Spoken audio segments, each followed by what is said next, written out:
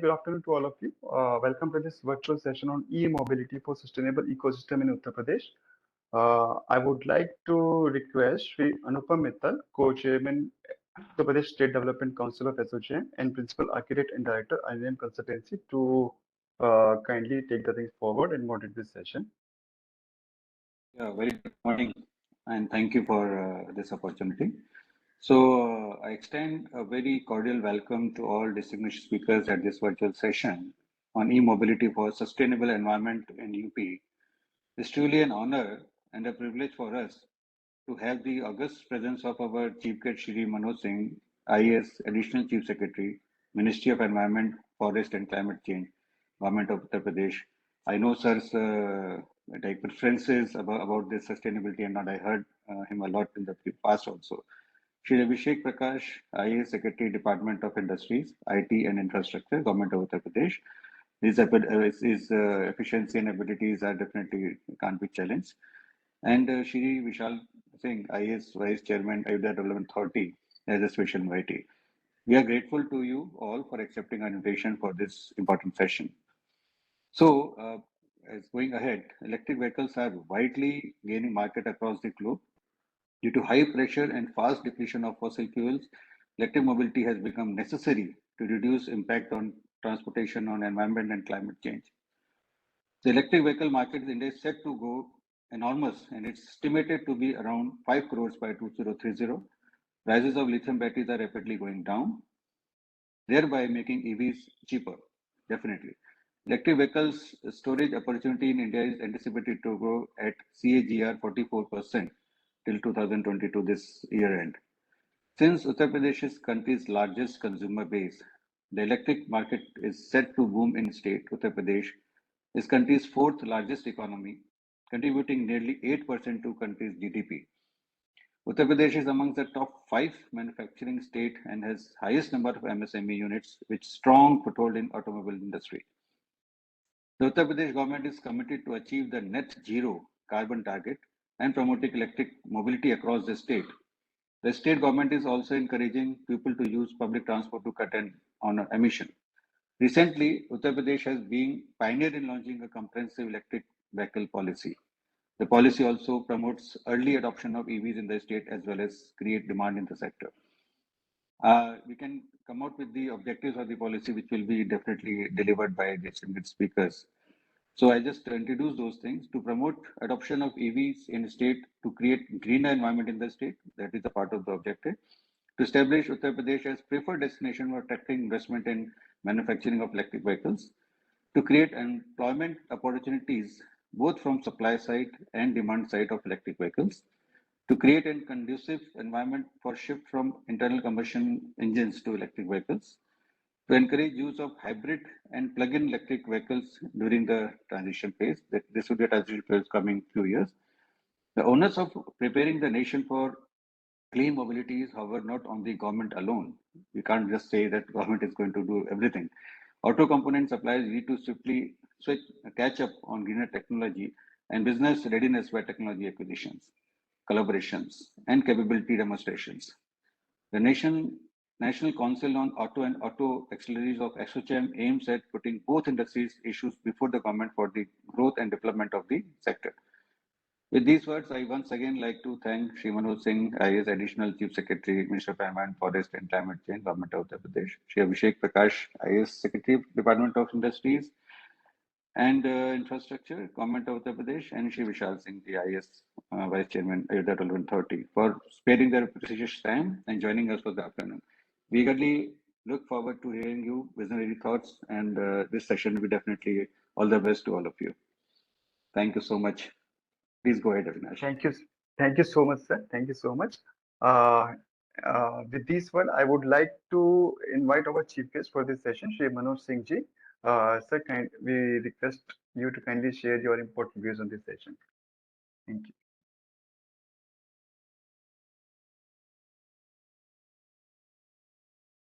Occasion of Chhat, I will like to give some message which has a meaning to life on this day. In order to understand climate change and air pollution, and the exceptionalism of life, we must go into the scientific aspect of the whole thing. And we must appreciate that our life on this earth is very exceptional. Today is the auspicious day of Chhat. And as you know, we all pray and give our obeisance to Sun God. There is a message, scientific message into it. You know, we talk about hydrogen. 8% of your body is hydrogen.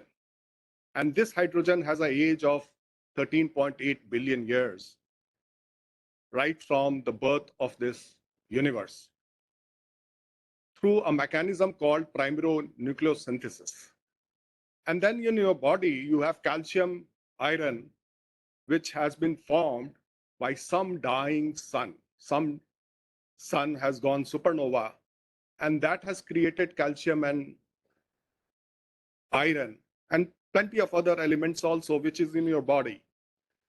So this gives an example that some star has died for you to create your existence.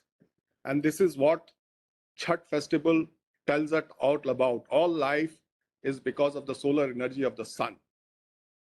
And what we have done to this planet Earth, especially in the transport sector, by adopting fast mobility, that we have destroyed the Earth climate, and now there is a revenge taking place. The Mother Earth is taking revenge, and that's why, keeping whole thing in mind, our Honorable Prime Minister signed Net Zero Agreement, Net Zero 2070, and down the line, systems are taking place and policies are being evolved. The question is of adopting environmental ethics. And last year in Climate Change Conclave, we addressed to this issue to a common man that environmental ethics is paramount. And there is some marks for your environmental ethics embedded in your report card when you die and go to Chitragupt, who is the record keeper. And he has apportioned some marks for environmental ethics also. And if you don't adhere to it, you are born to go into Dante's hell. And in Dante's hell, there is a stratification of sins. And the deepest hell is those who disobey the environmental law and derelict the environment. So with this background, to infuse a concept of governmentality. Now, governmentality is a word not only of governance, but governance of your body, governance of your habit, governance of the society, governance of the community. And that's how overall synergy can evolve to fight this climate change and air pollution problem through adaptation of sustainable means of living. With this background, I would like to delve upon what UP and India is doing for net zero vision of climate change. As you know, electric vehicles is paramount, and one of the good things that has happened, I will call it a serendipity, because electric vehicles have shown us the path to reduce our emissions. And government has taken lots of steps, but I will like to itemize in 3-4 points. First of all, government has evolved lots of policies, schemes, guidelines, and standards. But again, I will tell you here, the concept of governmentality comes because we have to go beyond government. We have to evolve, include private sector. We have to include collective societies. We have to include individually. We have to take initiate steps, and motivated by the concept of net zero and environmental ethics. So the policies are in place now, and we have given impetus. We have to see that the production landscape of our vehicles change towards electric vehicles and later on to hydrogen-based fuel cells. So for that, we have a FAME 2 scheme. We have also at the Government of India level, we have performance-linked incentive for advanced chemistry cells for automotive manufacturing. And I was very delighted when I was talking to telco people in Lucknow, and they told that they have started manufacturing e-buses, electric buses. This is the harbinger of growth of new EV policy in UP, and we are seeing production being done at Lucknow. Later on, it will scale up to other vehicles also. So as far as production is concerned, we have to leapfrog, and we have to see that still, if you see, I was reading a statistics in two-wheeler section, only 4% is e-vehicles. So we have to see how we can, from now to 2030, we can 100% two-wheelers and three-wheelers can be switched over to electric vehicles. And for that, we have to have a linked up manufacturing capacity. It's also very great to peruse the statistics of UP, and we are seeing a leapfrogging in EV sales. And in fact, there was 173% jump in 2022 in EV sales, which is a great feather in cap for UP. If we see the segment contribution at all India level, EV sales of UP is around 18%, which is 5 points more than Maharashtra. Maharashtra is much industrialized. They have to relook and rethink and reinvent their policies so that they can catch up on EV, because collectively, if you see, UP is making a lead role here. We have a very robust policy. Thanks to industry department, we have a new policy in place for electric vehicle, and which gives incentivize the vehicle production through registration fees and vehicle production and use both through registration fees, road tax exemptions, and flat subsidy on X factory cost of each vehicle. These are very good ingredients of the policy. The policy also adheres to Atmanirbhar Bharat, where the EV exemptions are given for demand-led manufacturing ecosystem in the UP. And also, there is a high potentiality of battery manufacturing, which will not only give impetus to the localized production, but also it will create lots of job opportunity in the landscape of car manufacturing in UP. What we need today is to develop R&D facilities so that we can enhance the efficiencies of our EV, and also to have electricity production decarbonized. There is no meaning of using a carbonized electricity for EV. If you want to address to the issue of climate change and air pollution, you have to decarbonize it. And for that, solar and wind energy use and its cooling to the various discoms, so that the solar energy or renewable energy sources are available for recharging of EV vehicles. The rise of electric mobility is also a great opportunity for discoms. In fact, $3 billion to $10 billion will be new value added to discoms. They can come out from their large debts, and they can play a very proactive role in electrifying the transport sector. For charging stations, we have to embed our charging station into the urban landscape, into the transport landscape, into the highways of UP, and we have to see that how it is better adopted by the public. One of the examples I would like to give, one of my friend in Kanpur, he has installed a solar plant, 8 kV solar plant on his rooftop, and he charges his electric vehicle through that rooftop solar plant. This is a great opportunity. Every household in India will have their charging station embedded inside their house. They can charge it and move around at least 300 kilometers free of cost. not polluting also. It's a very sustainable kind of transportation. So these are the learning curves that we are getting about the adaptability of EV, and where we can also use lots of industrial spaces which are vacant, which where this industries has become sick. There we can put charging stations. Lots of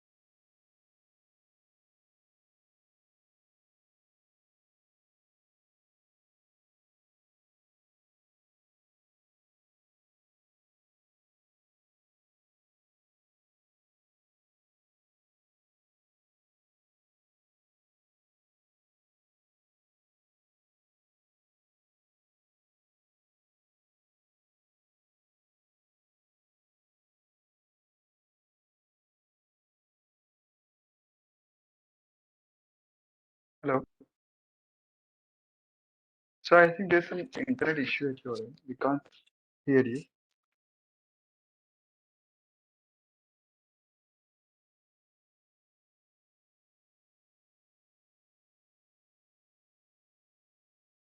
Shubh, could you please check with your office?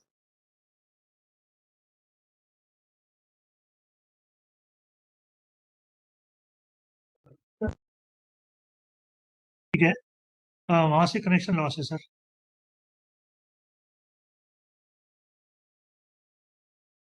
Please join.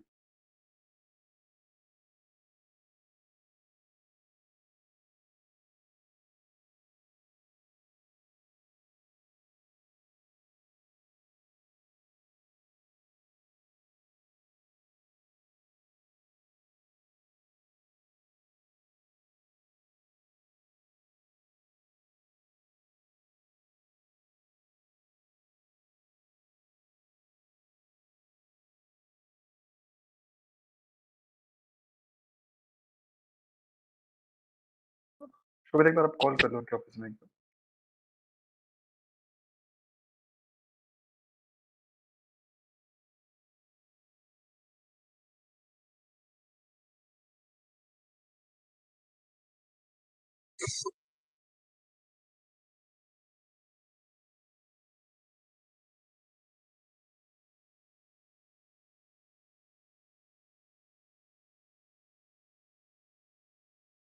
Hello hello Amit ji बात कर रहे हैं Amit ji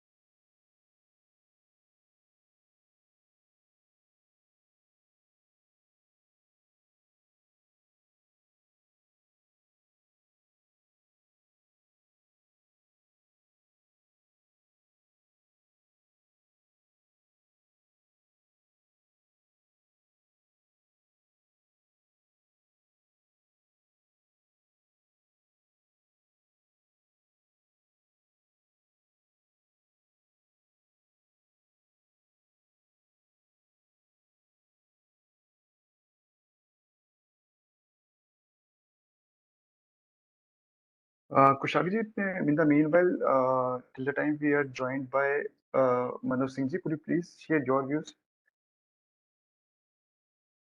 Sure. Shall we give it a minute or so, or shall I go ahead? Just give us another 30 seconds if you want.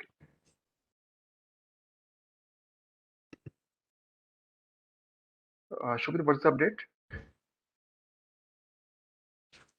Sir, he's asking for the permission to join again. कुछ glitch था उनकी तरफ से, technical glitch. I don't think there's any permission required. He can just directly join from that link.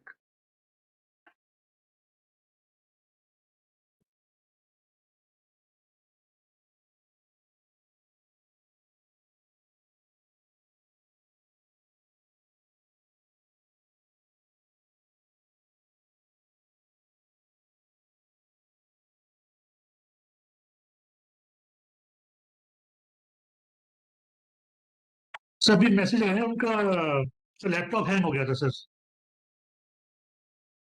He's joining again, na? Yes sir. Yeah, okay, we'll wait.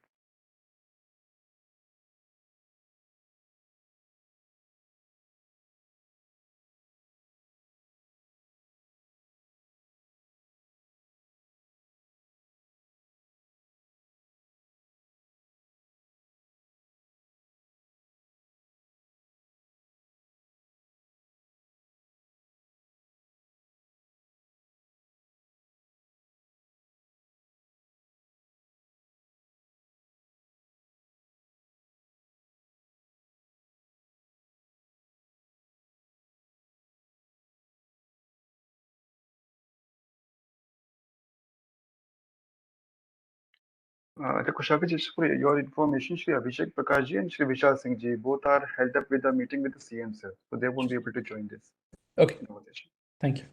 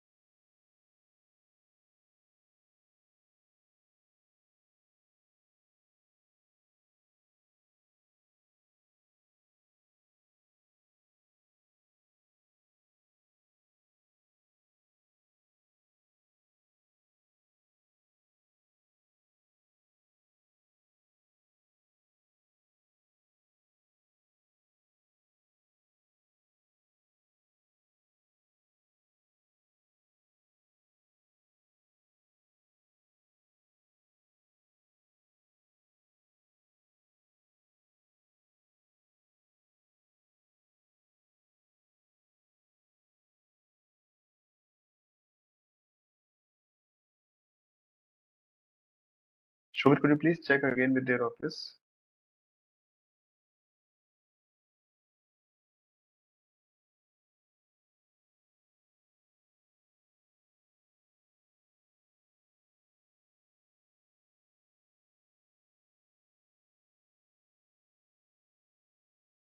Kushagra sir, may I would request you to kindly share your views.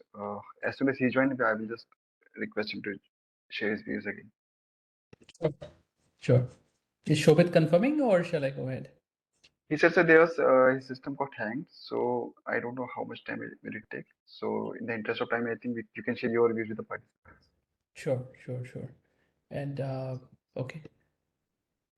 So first of all, I would like to thank Anupam Mittalji for the welcome address, and definitely deepest gratitude and thanks to the Honorable Additional Chief Secretary, Ministry of Environment, Forest and Climate Change, Shri Manoj Singh ji, for making the time for this event, which we hope will be one of the long series of dialogues on the important theme of e-mobility for sustainable ecosystem in Uttar Pradesh.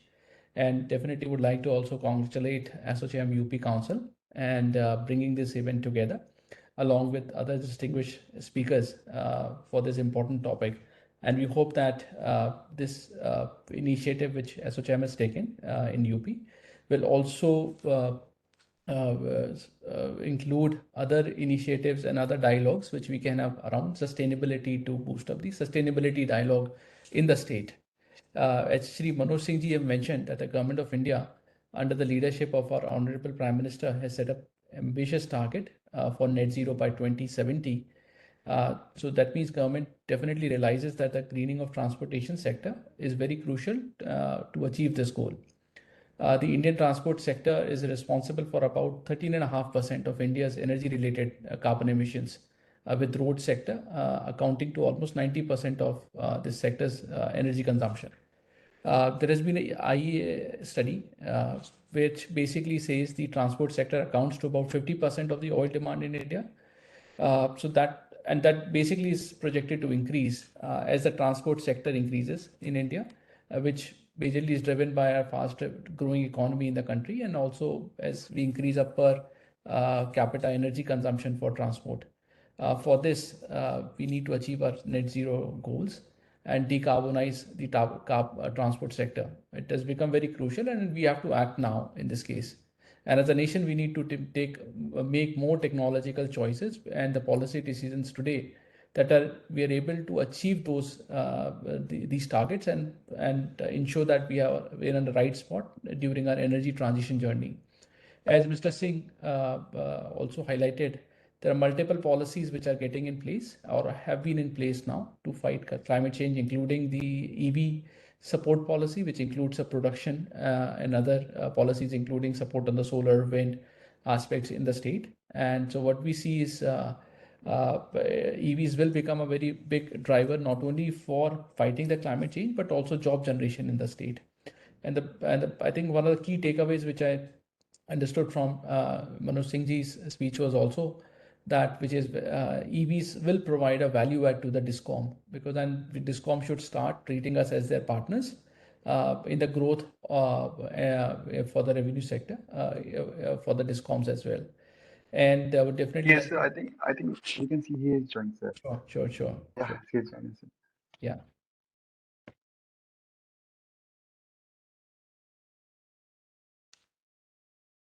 Yeah, Namaskar, sir. Welcome back again, sir. Sorry for a long hiatus. Yes. So there is a saying that virtual is not virtuous. Anyway, where were last? I was addressing to the last question was basically the banking sector has to take a onerous responsibility of devising and earmarking some funds for green finance. Otherwise, the affordability and access question will be unanswered. So they have to devise some mechanism to incentivize EV sales and to make available cheap finances for EV purchase. Lastly, I would like to sum up that no perfunctory or lackadaisical attitude or approach will address to the question of leapfrogging of EVs in Indian road landscape.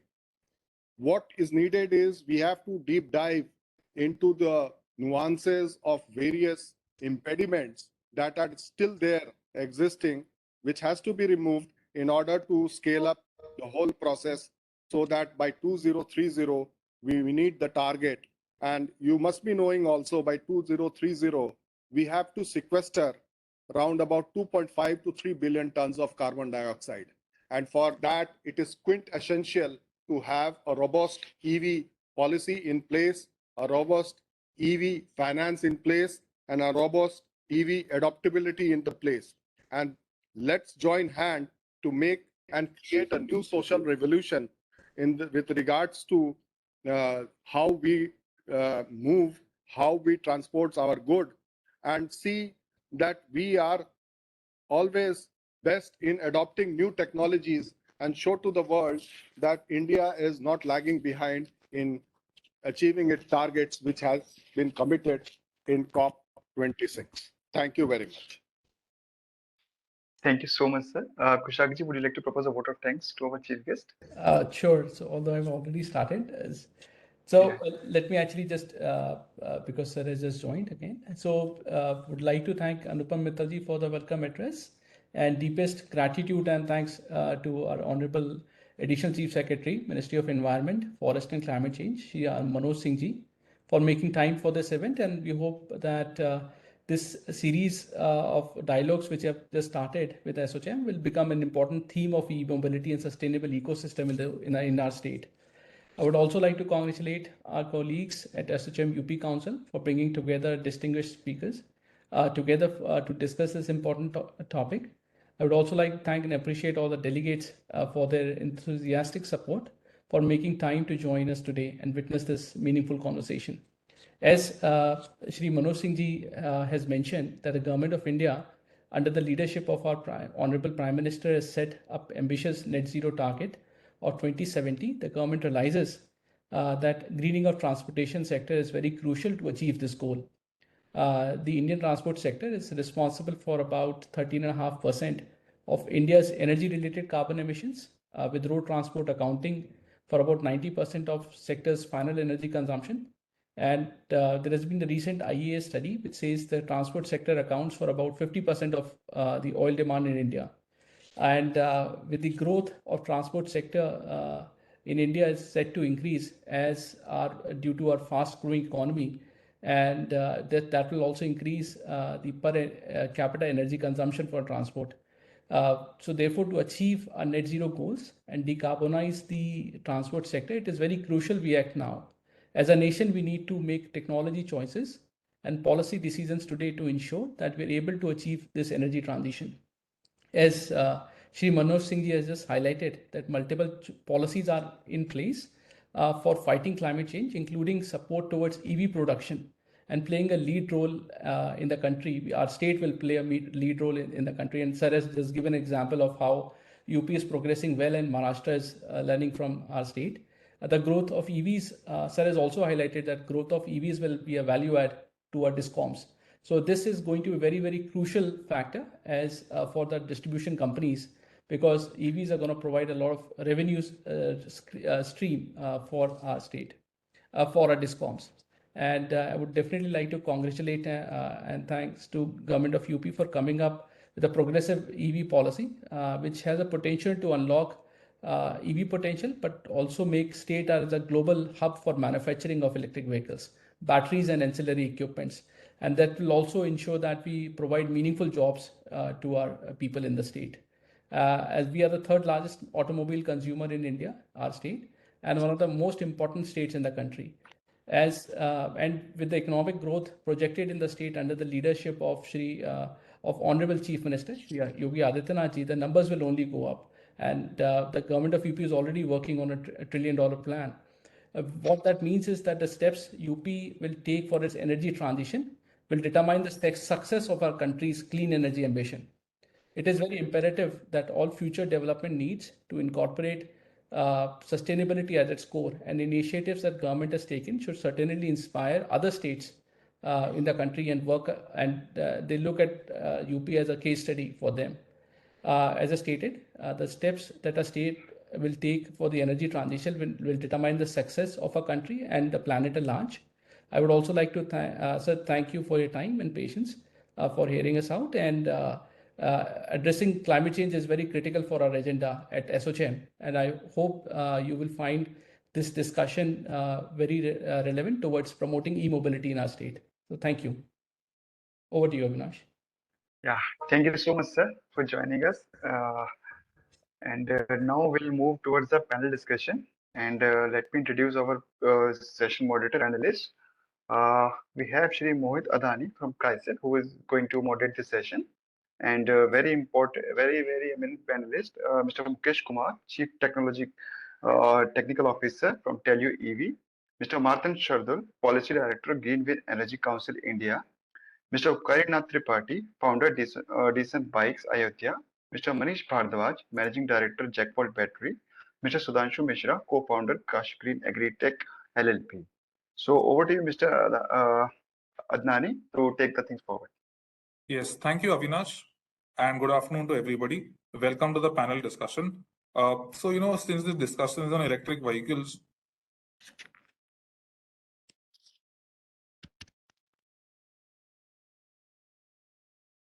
everyone is aware.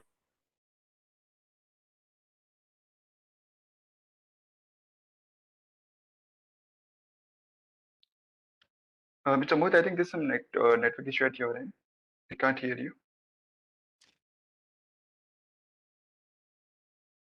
Opinions on the pace of adoption of electric vehicles differ with regards to wider acceptance due to a various number of factors such as range anxiety, cost of ownership, cost of acquisition, development of support ecosystem, and these are all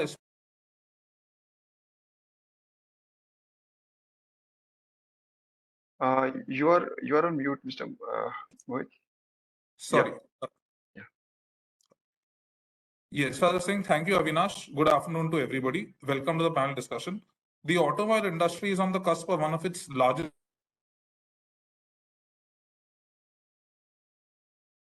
Mr. Mohit, if you could keep your, I think, With the video off, we would be able to hear you properly. I think there's some network issue at your end. If you could keep your video off.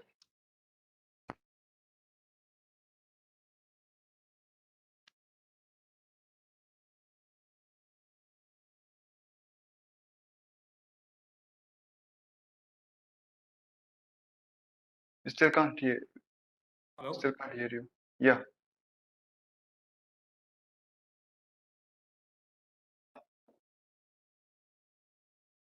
Yes, am I audible now? Yes. Now. Yes, sorry about some technological issues here, but as I was saying, thank you, Avinash, and restarting once again. Good afternoon to everybody on the panel. Apologies for the technological issues at my end. Uh, the automobile industry is on the cusp of one of its largest ever disruptions, with the impending switch away from fossil fuels to various alternate.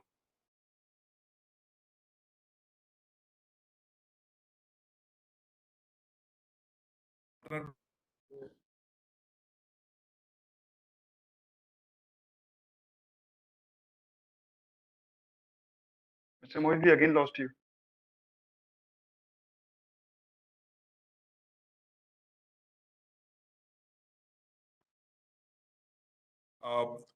Coming to India, e-mobility has really kicked off in India with two-wheelers, three-wheelers, and buses leading the charge. But this is only the beginning, and there are eons to go for wider acceptance of EVs to be attained. And events such as the one which are being held today will go a long way in helping ease the transition to EVs. The central government incentives via the FAME 1 and the FAME 2 scheme have had a leading role to play in reducing the acquisition price for an electric vehicle. Various states too have launched their EV policies,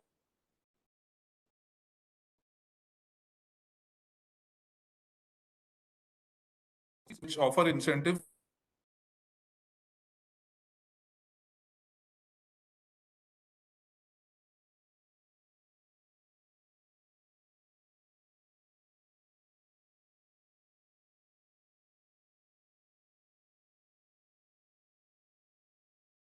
in 10 passenger vehicles sold in India is from Uttar Pradesh, 1 in 11 LCV sold. 1 in 11 LCV sold in India is from Uttar Pradesh. That is the scale of Uttar Pradesh.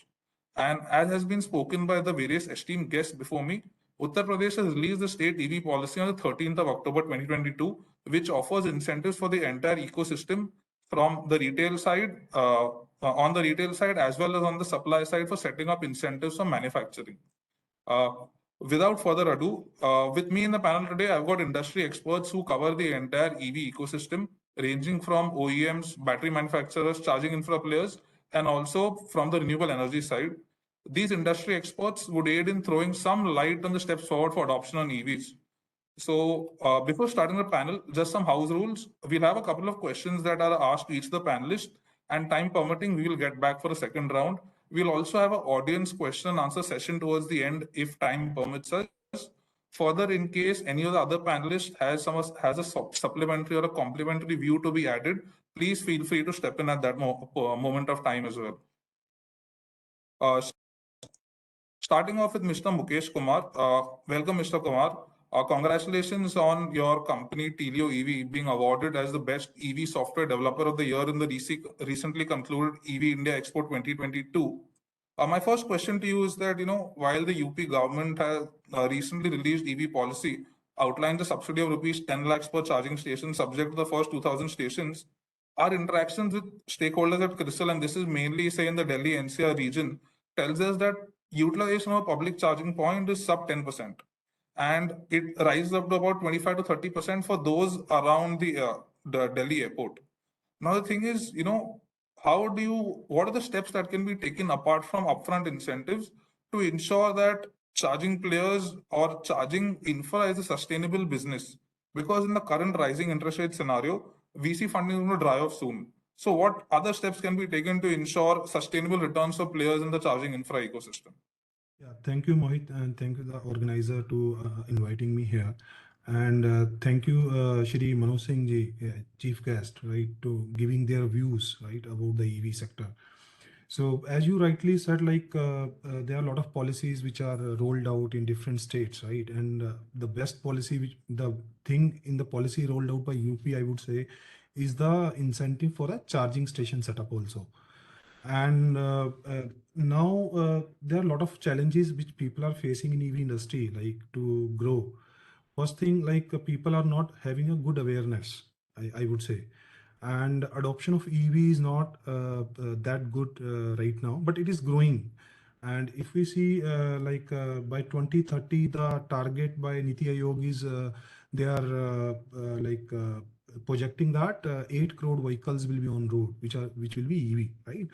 So as 10% public charging points are there, which are utilized because most of them they are non-functional because of bad infra also, I would say, right? So airports utilization is higher because now in Delhi NCR you are seeing that a lot of cab companies, right? Blue Smart is there. Then Uber is also started. They have started hailing EV vehicles as a cab service, right? So as more and more vehicles will be on the road, they will be hitting. Definitely, the business will be growing, right? A lot of steps has to be taken care by different stakeholders. Government, if you see, they are doing their role by orchestrating a lot of things like providing EV policies, right? And still a lot of regulations are happening. So more will be coming up. So a lot of regulations are still to be done, like pricing and tariffs has to be standardized. If you see right now, the EV charger companies, right, CPOs who are running, some of are running at 25 rupees kilowatt per hour, right? Some are 20 rupees, some are 15 rupees, because they are trying to come up with a model where they can have a breakthrough of their investment, right?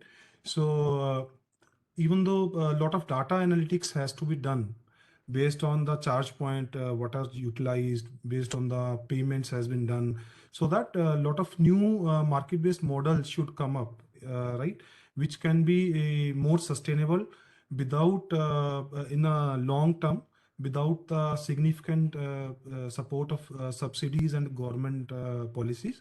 I think that will be very much required to make it more profitable and more sustainable in the long run. Okay, sure. Thank you. Just a follow-up question to that is, for example, there are public charging stations, as you said, who are coming up. But then when we look at from the OEM side, you also got players like just talking about, say, two-wheelers, for example. You've got Ola setting up its own hypercharger network. You've got Ather coming up with Ather Grid. You've got Hero now. Hero Motocorp has announced the Vida scooter and they're going to set up their own charging stations.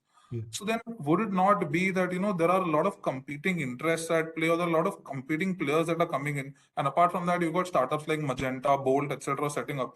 How does one ensure? One is the government is trying to get an app together which shows all charging stations, but what other steps again can be taken for the ecosystem as a whole, and especially you as a player who provides this information, that how you aggregate this demand so that again not everyone is benefited, doesn't become a closed wall wherein say an Ola can only go to an Ola hypercharger station and cannot visit anything else? Or how do you ensure that, say, Tata Power, for example, a Tata Nexon can be going and charging at, say, a MG's charging station, for example? Mm-hmm. So, rightly said, Mohit. So, a lot of OEMs who are also coming up with the charging network, like as you told, like Ether Grid, right? So, they are setting up their Ether is setting up their charging by the name of Ether Grid, which is a fast charger for the two-wheelers. And Ola is also a fast charging network, right? But they are as a two-wheeler OEM, they are focusing on two-wheeler market. But if you see, electric vehicles are not limited to two-wheeler. There are commercial vehicles also, like three-wheelers, then four-wheelers, private vehicles, electrical buses, right? So a lot of different category for vehicles are there. Ather has taken initiative in terms of like that. They come up with their own protocol for fast charging for two-wheeler, and they are now extending their support of fast charging to other OEMs as well. As you told, right? Hero has announced their charging network. So they have adopted the fast charging network, fast charging protocol, which was designed by EtherGrid, right? So they are adopting that and they are coming up with the charging with the Ether. And if you're asking Ola, they are also on fast charger, which are again supported by two-wheelers only. So if, as you say, like a lot of standardization is happening. So in a few years down the line, maybe most of the two-wheelers, they will be on a common charging platform. Right now, this is a very big challenge in India for two-wheeler market. Most of the two-wheelers, if you see, they are on a different charging connectors. So once that is standardized and people are started adopting as a standard for two-wheeler fast charging, definitely all of these players will be interoperable, right? And new policies and new mechanisms are coming, like EV roaming, where people can charge their vehicle. As you told, like Magenta is having their own network, Tata is having their own network. So EV roaming, which will be supported by OCPI protocol, which is a global standard, right? And managed by OCA, which is in Europe-based organization. So once that comes into India market, right, definitely one common app, aggregator app, will help to use the to charge the vehicle by from any of the network. So a lot of things are happening, a lot of new things are evolving. Smart grid will communication to the grids will happening, right? So a lot of new things in the charging network will be evolving, and definitely people will start leveraging from each other network. And now if you see in India by 2030, the target of as I told, right, the Niti Aayog is projecting 8 crore vehicles, and to support charging to 8 crore vehicles, almost around 40 lakh charger will be required. So no one player or two players can set up all this big network in countries like India. So definitely a lot of players will be involved, a lot of players will be required, right? And new evolvement will be happening in the near future. Yeah. Right. Thank you, Mr. Kumar. I will come back to you later. We'll finish one round with other panelists. Mukesh, I think there was some network. I guess there's some network issue at your end as well. Pardon? Can you please come up again? We couldn't hear you properly, I guess. I don't know whether I am only unable or other people also couldn't hear you properly. So There was your voice was breaking in between. So which question, which any point you want to understand more, I can reiterate again. I can explain it again. No, Hello. yeah, you can continue this. Mr. Mohit, you can continue. Yeah. Okay, sure. Maybe you can just turn your videos off while you're responding to the Sure, questions. sure. Definitely, I'll do that. Yeah, sure. So moving ahead, coming to Mr. Shardul.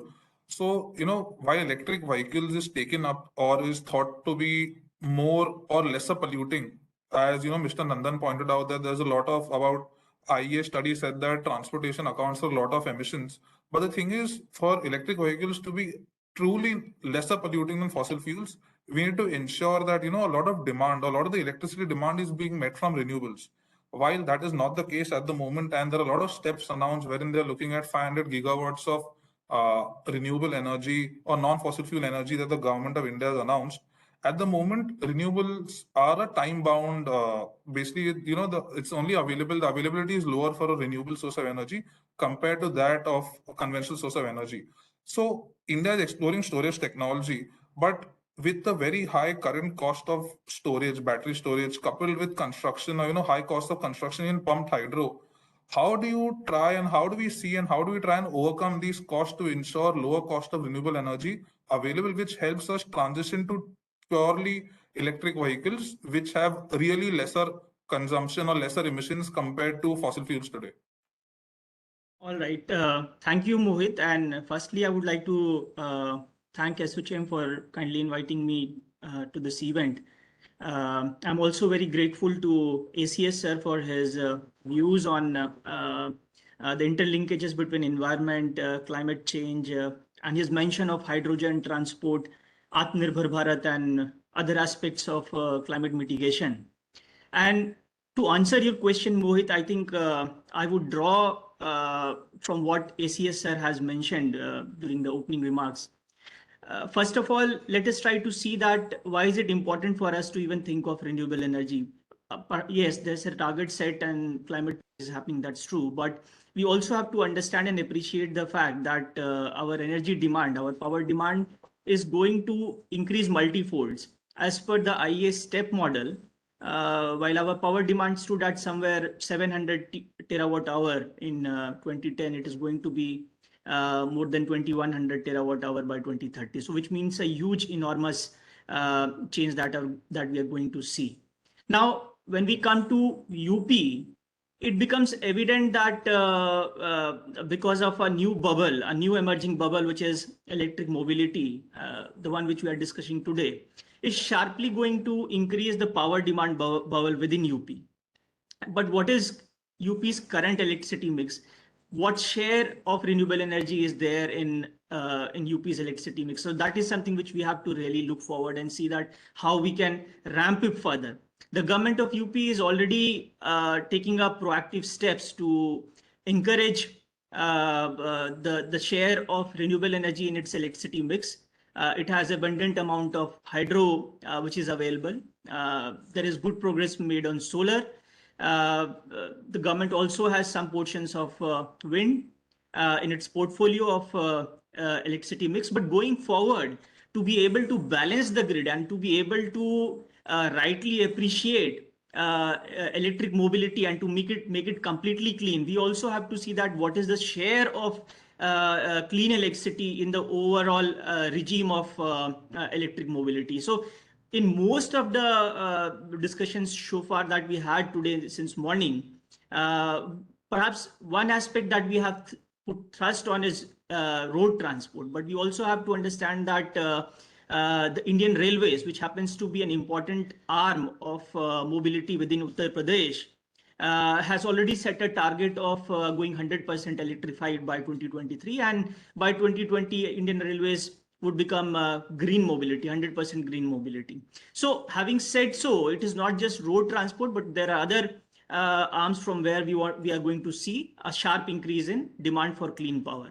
Now, having said so, it becomes important for us to understand that within the subsectors, what is the farm demand for various RE sources, whether it is solar or pump hydro or wind or whatever it is. But as a consumer, as a consumer within the subsector, whether it is Indian Railways or whether it is road transport, I should be able to know that what is the optimal mix in terms of, and what is the economics for which technology, for which fuel is in my favor. So at the macro level, while the Niti Aayog has been developing models, the IESS 2047 model we are all aware of. And within the Global Wind Energy Council India, we have been advocating for and requesting the Niti Aayog to undertake and support studies which help us in determining that what is the farm demand arising for various RE technologies over the next few years within subsectors. So here I'm trying to refer to peak power or RTC or those kind of tenders. So now, to be able to accommodate the emerging need for clean power, Government of India has undertaken several policy measures. And before I come to your question on storage, let me just give a brief that the government has set up hybrid policy. We also have tenders like peak power blended and RTC, which have rocked in the past as part of central tenders administered by SECI. So now, given the need for huge surge in demand of power in the coming years and from new and emerging sectors, UP is also going to be a major ground for upcoming data centers. So we also have to see that how do we balance need for power across various subsectors within each of the primary conventional consumer categories that we have.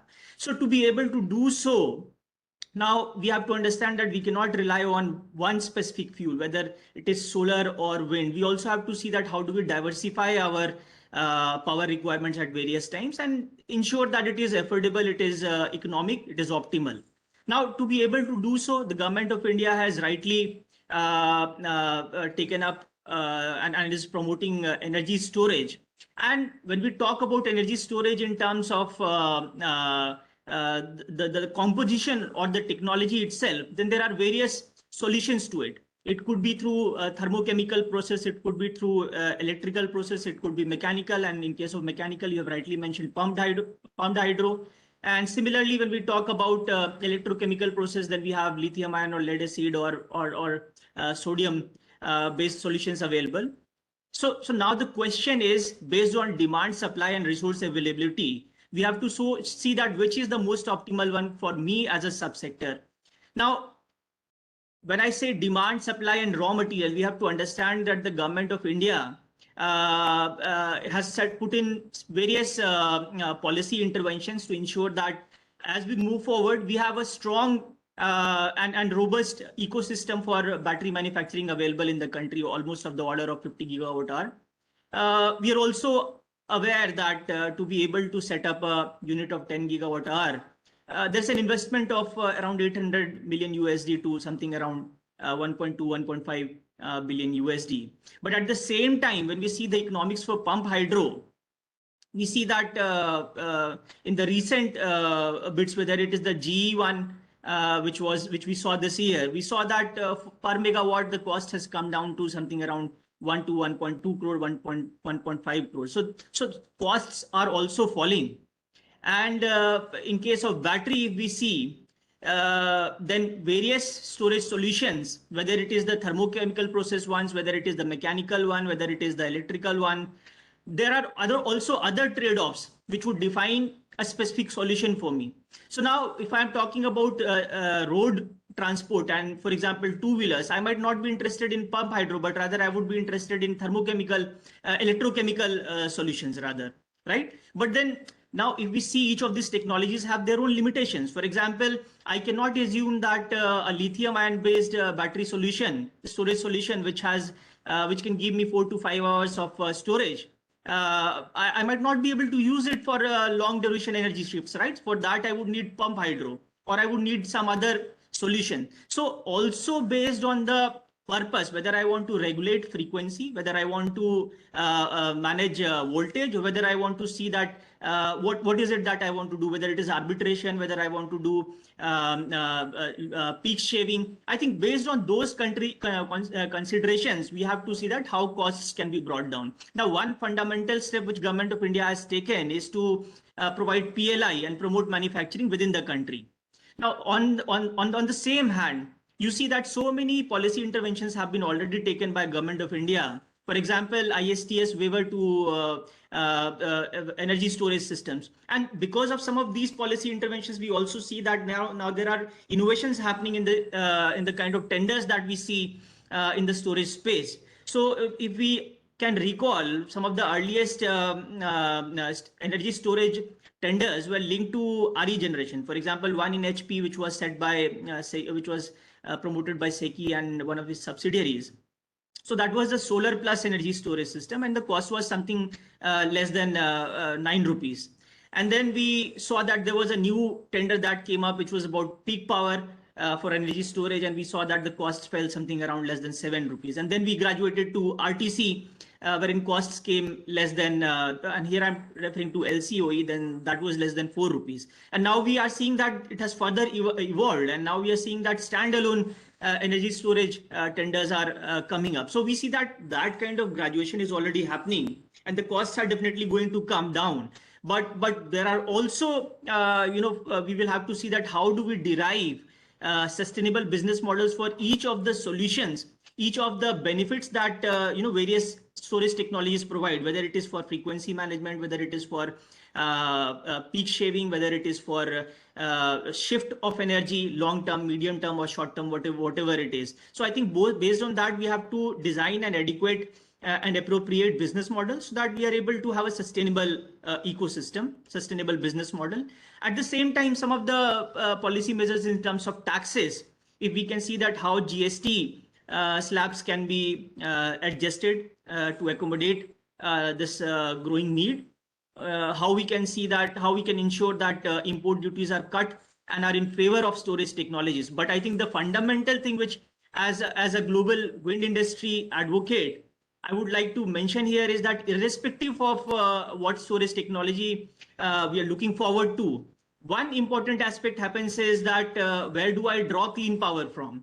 And what should be the optimal mix of that clean power? So that happens to be an important aspect which I would submit to to ACS sir also, to the government of UP, and to Mr. Kushagra Nandan, and to all other distinguished speakers and panelists in this session. Thank you. Right. Thank you for that. Just a follow-up question is that, is storage-enabled renewable energy a solution for private consumers, considering that, as you rightly point out, right, the economics of green power is down. For example, when you look at solar, rates are at what, 2.4, 2.6 rupees a unit. And right. Do you think it may pick up their storage-enabled renewables, especially for private consumers? Because you're seeing a lot of industries signing specific deals for renewable energy. Right. So, Mohit, I think if we go back 5 years from now, I think storage is something which private consumers, and here I'm referring to household consumers, they were already doing it in terms of having an inverter at their house, right? So when various parts of the country were power deprived and we had deficits, inverters in houses and in small commercial units was something which was quite obvious. If that was not available, they were banking up on diesel-based solutions, which in any case we would want to eliminate completely. For a very long time, even after electrification of our households in rural areas and electrification of all the villages, there were some parts of cities like Gurugram where people continue to use diesel-based interventions, and some of them must be still doing that. So I think the question of whether it is affordable or not, whether it is available or not, I think people have been doing this for a very long time. Now the question is that as we move forward, how that dynamics is going to change, how the quality of battery and its affordability is going to change multifold. But then having said so, also an important aspect which emerges is that when there's a boom in use of batteries, how do we ensure that there is adequate measure in place and adequate intervention in place to ensure waste management, safe handling of used batteries? So I think that while that is an aspect, when I move to a larger consumer segment, for example, the kinds of we would see in Andaman and Nicobar Islands. So I think there the economics would not immediately work in their favor for some of the consumers, but then we have to see that how we can do some kind of blending, and would gradually help us in bringing down the cost by seeing that how that economics works. And certainly when we're talking about private consumers, and here we will again have to consider that that kind of blending capacity would primarily be within the industrial consumers, within the commercial consumers. They will have that kind of appetite, but I think for household consumers to be able to have that kind of appetite, it will take some more time when we are able to do better and perform better on not just the battery quality, but also its availability and the size that is available in the market for various purposes. And from the context of electric mobility, I think now it is very much clear that most of the institutions are looking forward to electrochemical solutions, whether it is lithium or sulfur based or any other solution. So I think we will have to see that how it progresses, how the cost really comes down as we are able to enhance and build on our scheme for PLI, which is promoting Atmanirbhar and self-reliance in the country. But then most important is if we are able to secure raw materials by having a strong participation and proactive participation of public entities, CPSEs, that are able to acquire mines, resources which are currently available only in special pockets of this globe. So I think that happens an important aspect. And if we are able to really win in terms of our manufacturing capacities as compared to our neighbors, or as compared to the demand that is coming up in other parts of the world, I think certainly it is possible for private consumers to be able to rely on battery. But do we really need that?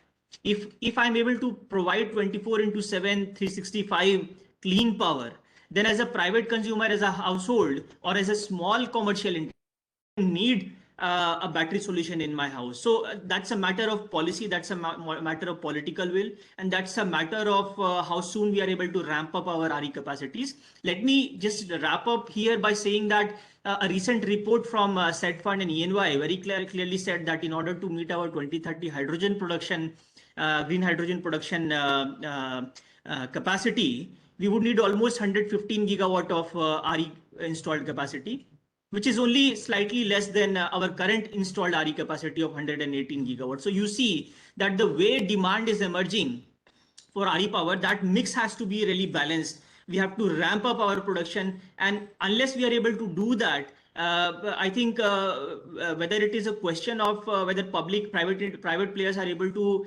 afford and use battery, that is far few years ahead of us, until unless we are able to ensure that we have right quantity and right quality and adequate amount of RE power in our grid system, which is able to meet needs for all kinds of traditional consumer categories, as well as evolving areas, whether it is EV, hydrogen production, or anything else. Thank you, Mohit. Yes, thank you. Brilliant point brought about by changing in raw material dependence. We've done some analysis. We've understood that till now we were dependent on, say, the OPEC nations for fossil fuels, and with the advent of electric vehicles, that dependence is going to change from OPEC to those countries Right. which are rich in rare earth minerals. Absolutely. And you got Australia, you got some parts of Africa, and as you rightly Right. said, some of our neighbors have gone ahead and signed some deals which we've not done.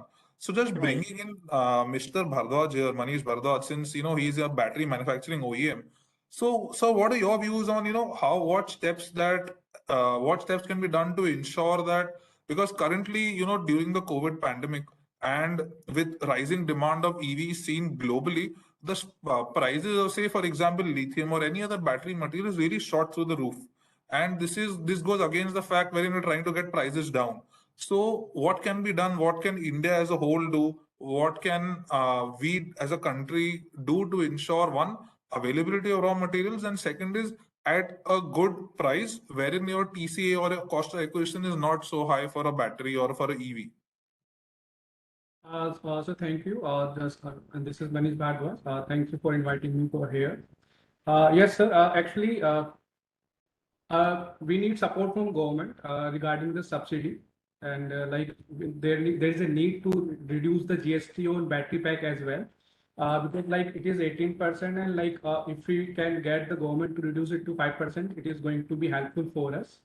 And like there is need to be awareness about the lithium batteries and electric vehicles, so that like people can know more about the electric vehicles. Uh, Hello. Yes, We can go hear ahead. you. You are Please audible. continue. Yeah. Yeah.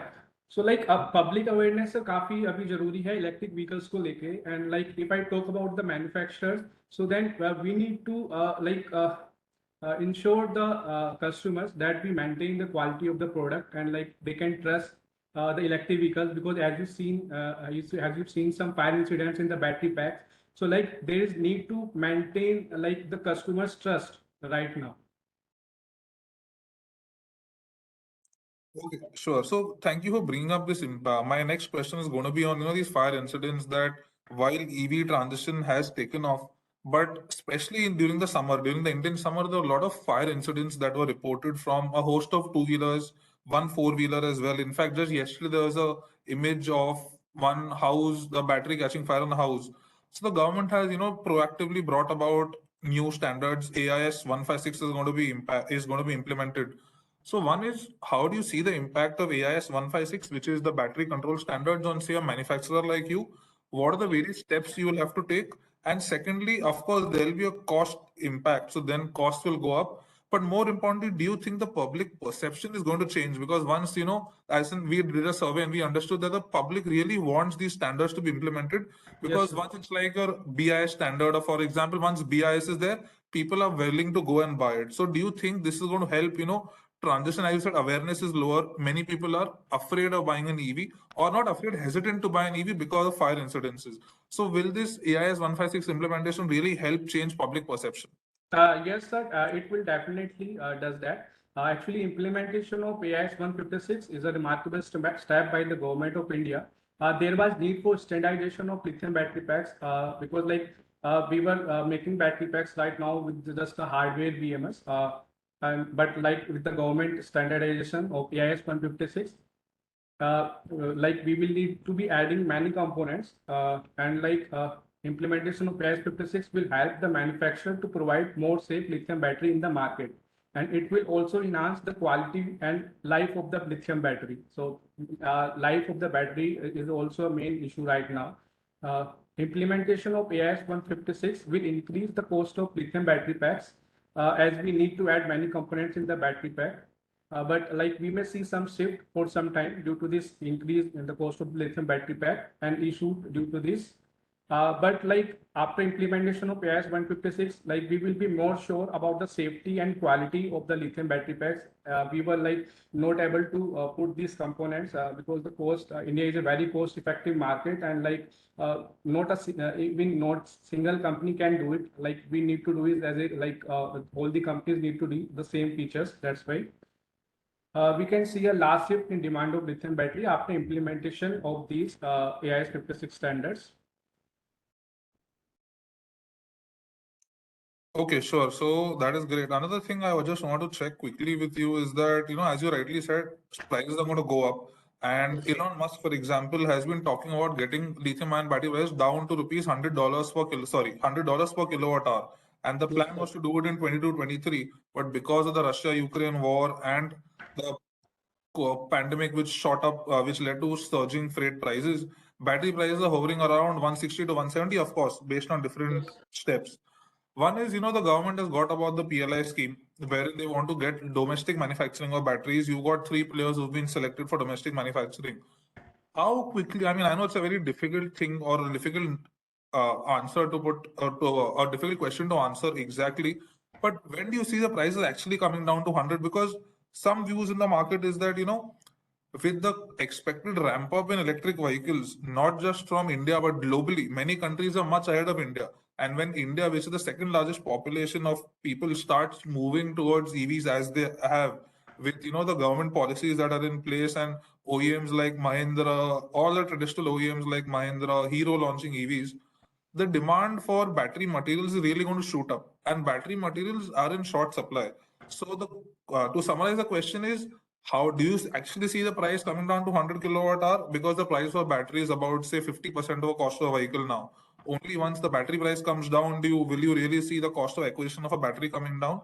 And secondly, how quickly do you think that, or how much do you think the impact of the PLI scheme is going to be in help reduce the price of a battery?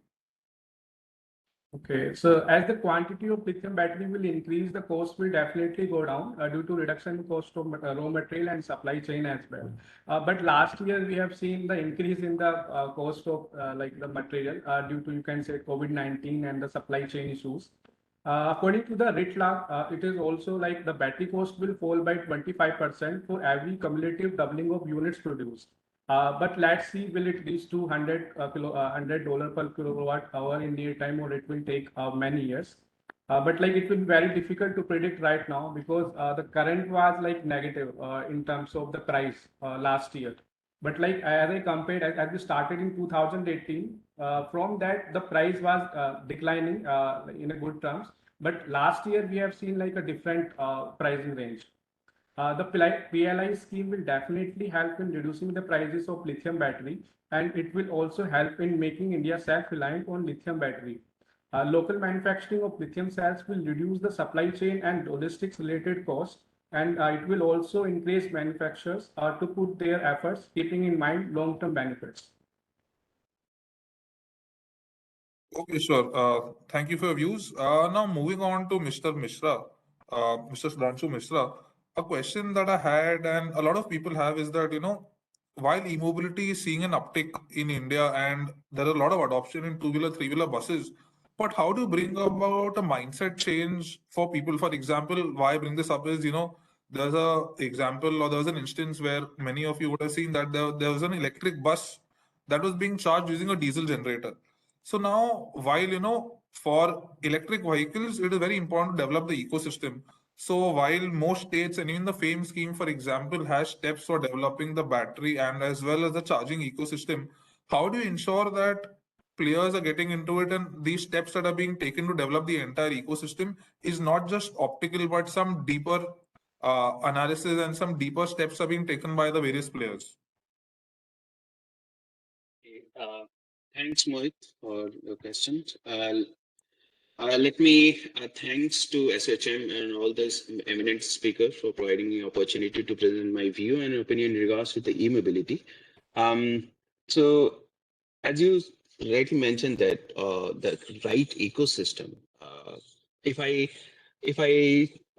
with the experience of my German Development Corporation, if I straightforwardly mention some of the key points for the ecosystem, which we are actually implementing some of the states. First and foremost is the business model.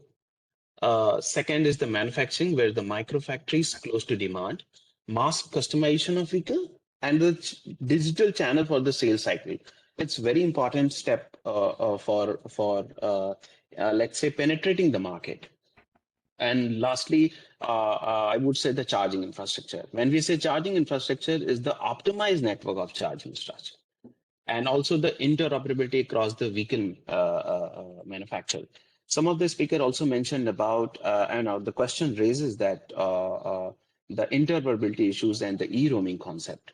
Interoperability is one of the biggest challenge in India, and it actually stop the innovation happening, and which actually also restrict the penetration in the each segment of the vehicle. Each OEM can has the produce actually the proprietary charger. As some of the speaker mentioned that Tata has their own charger. Let's say Uber has their own charger. It's a kind of monopoly market, and they can control, actually collaborate to create an industry-wide vehicle standards. The second option should be the result in the high charging station utilization, which is anticipated as you continue the bottleneck of EV, let's say, adoption. Now, lastly, I would say the sustainability. Sustainability in terms of micro mobility for the last mile. As rightly mentioned by our eminent guest speaker and Kushag Nandasar, that the road transportation has a lot of CO2 emission, but one has to see the let's say data and also the emissions rightly from whether it is passenger transport or freight transport. So there's a plenty of a study has been conducted, and India is also working that yes, freight has larger contribution in the road transportation rather than comparing to passenger transport. But for the urban pollution, one has to cater those through micro mobility and the multimodal urban mobility and the circularity of the part in the material. That are the four key equipment elements. I would say the ecosystem can support the innovation. I can reiterate business model with the paper model use the value of the data. None of the manufacturer and none of let's say let a lot of gap between the horizontal and vertical communication in terms of transparency of the data and data usability of data, where all the supply side and demand side stakeholder can utilize those data.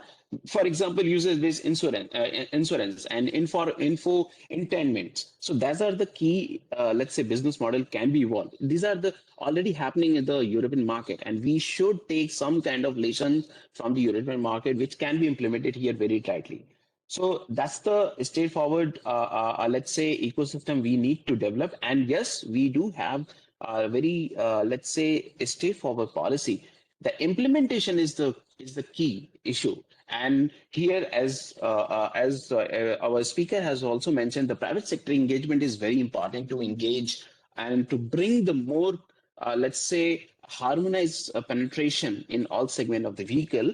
So yes, so this is very important to bring private investment and also the let's say private consumers who willing to adopt the mobility part. Now, coming to the questions, you mentioned that some of the buses. Yes, let me share my experience with the one of the bigger assignment that we did in GSZ, that with such ambitious program of bus electrification that supports government subsidy, there are still barriers faced by the various stakeholders. I'm telling you that interaction we had a lot of all 54 STUs, state transport undertakings. Actually, that delayed the implementation of the program and the market uptake. That's the important part where we do have initial lack of experience. We don't have experience in comparing to our conventional vehicle. And similar analogy goes to the private owners also. When I say private owners, two-wheelers and four-wheelers. So there is a very large gap in understanding and expertise required in the adoption of e-mobility, whether it is public transport authorities or it is a private transport, private players. Further, the skill required with the local manufacturing is very minimal as of now. With the ambition of let's say public transportation to let's say migrate to electric vehicle, we do require at least 40% of the localization requirement. And all the different operation management, there is a lot of series of capacity building and training is required. And now coming to the point that you mentioned, that a lot of e-buses has charged through diesel generator. See, they doesn't have any option to charge the vehicle when they have a dead run. When I say dead run, availability of infrastructure nearby places. So they can't stall their vehicle in open, let's say on the roadside. They have to find the solution. And we don't have, let's say, distributed, let's say on the vehicle charging option, which actually satisfy the need of the vehicle as of now. If you take example of CNG buses, if CNG buses get stalled somewhere in the road, there is a mechanism in the bus transportation that they have a full equipped buses who goes to the bus and get repaired on the road itself. We don't have as of now for electric vehicles. That's why I said the lack of experience in the e-mobility segment. That's why they use DG sets to charge their vehicle. That's the lack of infrastructure availability. That's why they don't have any option to do that. So in short, I would say upskilling is an option, and it's a necessity for this e-mobility sector. Right. Thank you. So I think, so as you rightly point out, as we have it in military aircraft, I think we need to ensure in the short term, we need to have a air-to-air refueling, how do we have? We'll have to take care of something for charging on the go till at least charging ecosystem develops much better. But putting that aside, a very important point that you brought about is, getting that skill. Say, for example, as you point out, maybe the bus doesn't dead run. So what we need to ensure is people, or say the route planner is aware that, say, for example, there are a lot of flyovers on the route. So then your electricity consumption, your battery consumption will be much higher. So routes need to be planned to ensure that a bus never faces an issue wherein it is running out of charging. Second thing I want to ask you is, one is how do you develop this capability in people? Because see, developing manufacturing, etc. There are global OEMs, for example, Electra has tied up with BYD. So there are a lot of tie-ups happening. What about people development? Because as you rightly said, route planners have to be developed. A driver, for example, when you drive an electric vehicle compared to an ICE vehicle, there's a huge torque surge in the beginning. So then you've seen incidences where the signals, two-wheeler, EV two-wheelers are just accelerating away, and that may lead to accidents. So what steps have to be done? Because this is some aspect that not many people are looking at, but how do you develop the people mindset? How do you develop people, which is drivers, maintenance technicians, or even route planners for buses, etc. Because you cannot go as usual as you do in ICE. There has to be some mindset change that has to be brought about. Correct, correct. I mean, it's true. See, for any sector development, knowledge, or let's say spreading the information to the common people, I would say it's the behavioral economics, and we do use this concept in many technology penetration earlier also. Um, uh, let's coming to the specific to the our e-mobility segment. So knowledge is specific, support is specific to the let's say around the tool, processes, skill, and the effective life cycle management, planning, procurement, charging infrastructure setup. These all, even not only the setup, even the legacy fleet and the monitoring control and the safety disposal is and also important.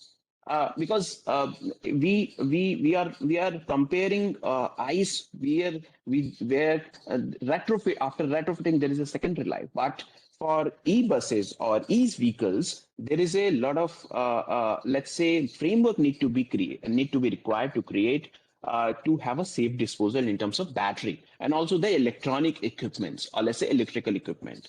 So to make a mindset, to change the minds of the people, first is the as some of the states are using, let's say door-to-door campaigning, or let's say residents welfare association community based awareness spreading, and also the capacity building to the drivers and OEMs. But I would present my thoughts in terms of we should. I mean, already Government of India has started penetrating, or let's say using some of the course curriculum related to the e-mobility to the ITIs and also the polytechnic colleges. This is already happening. Just take an example of IT Chennai and IT Madras. IT Bombay. Both institution has actually created a very wonderful curriculum, which is going to be used in all the ITIs. Mostly in the West Bengal is going to be used, and also some of the ITIs in UP also. So that's the entry point where all the ITI or polytechnic students who actually go to the shop level and use day-to-day mechanics, or let's say electronic component usage and repairment, they have to make let's say hands-on experience. They do have a very well expertise in the conventional ICE engine, but they don't know, they don't understand the mechanics, or let's say electronics part of e-mobility. Electronics part, when I say electronic parts, it requires a lot of digital information dissemination, because in e-mobility very few components are used. Let's say battery, a battery management system, your driver, and your batteries. How to handle batteries? There is a lot of gap in the handling the batteries. So to kick start the knowledge dissemination, start from the college level, it will translate to the market level as well. Now coming to the existing to address the barrier, skill barrier within the public transport authority, there is a strong need to undertake the industry wide systematic diagnosis considering the training need assessment. For example, if you go to the, just sharing my personal experience interacting with a lot of state transport undertaking, uh, uh, sitting at shop level, who actually handle the lead acid battery, they don't have understanding, they don't have a clear idea about how to repair, how to manage the lithium ion battery in the system. That's the shop level technician I'm telling about. Coming to the planning, or let's say who manage the route optimization, who understand what is the how many kilometer, or let's say how many trip have to run between one station to second station, those doesn't have understanding of the temperature, state of health, state of let's say charge, and also the terrain of of roads. These are the lot of training, or let's say information dissemination at, let's say, administrative from bottom to top level is required. Not only bottom, I say top level also, they also understand what are the needful technical input required to keep in the procurement process. For example, if you see model concession agreement released by Niti Aayog, they have listed all the needful important points. Gross cost contract, where all the electric buses has been procured, but there is a role and responsibility by transport authority and the all the service provider. When I say service provider, in terms of charging service provider as well as electricity provider, they have a very let's say ambiguity, let's say interpretation in terms of their responsibility. So that has to be very clearly defined. Those issues need to be brought in place. Train all the stakeholders who engage in the development of e-mobility, whether it is private or it's a public transportation. Yes, thank you, Mr. Misra. Some very interesting points that are being brought about, which is not really, as you said, IITs are doing it, but that really needs to be brought at the forefront. And you mentioned something so I will move on to Mr. Tripathi. You mentioned something very interesting on micro mobility in EVs. And I think Mr. Tripathi is very well placed to tell us about micro mobility because he's manufacturing e-bicycles. So my question to you is, where do you see e-bicycles fitting into the entire EV ecosystem, right? I mean, you got buses, you got cars, you got three-wheelers, etc. Where do you see this e-bicycle coming in? Because say globally you had Segway, which really took off at one point of time, but with the Indian customer not having the very high capacity to pay, how do you see e-bicycles evolving basically? First of all, I just wanted to thank you, SOCM and all the members, respected us, and our respected Chief Guest, ACS sir. And he has also given a word here that governance of habit. See, all these discussions we are actually dealing with this due to this all the climate change phenomena and the phenomena of this rising temperatures, and due to this we have adopted the climate change policy and the EV policies and the solar policies. Number of things are coming in the through the government of India. So now, if you are talking about Uttar Pradesh is actually a major state of India, and it is having a approximately 23 crore population, and it is also having the huge energy consumption. If we talk about in the recently in this summer peak, we have actually consumed approximately 26 gigawatt of peak hours. So I will say that these all the things are actually happening simultaneously with our upcoming policies. So recently we are talking about EVs. Earlier we were talking about solar, and before we were talking about some biofuels. So these all the changes of the energy is happening due to the some geopolitical regions, because of we already know the history that earlier due to the geopolitical regions we have transitions from this to this our diesel and crude oils, and after that now we are talking about this green oils, and then we came on this electric vehicles, and also we are talking about hydrogens. So first of all, I just wanted to let you know that in EV we are talking, there are also number of products that we have to discuss. That what is our demand, what we want, what our consumer need, need. So for Uttar Pradesh, where the actually the basically the consumer part we see, there is actually 70% of the people who they are actually coming from the rural background. So if we are talking about the rural background, definitely there is a gap in their earnings.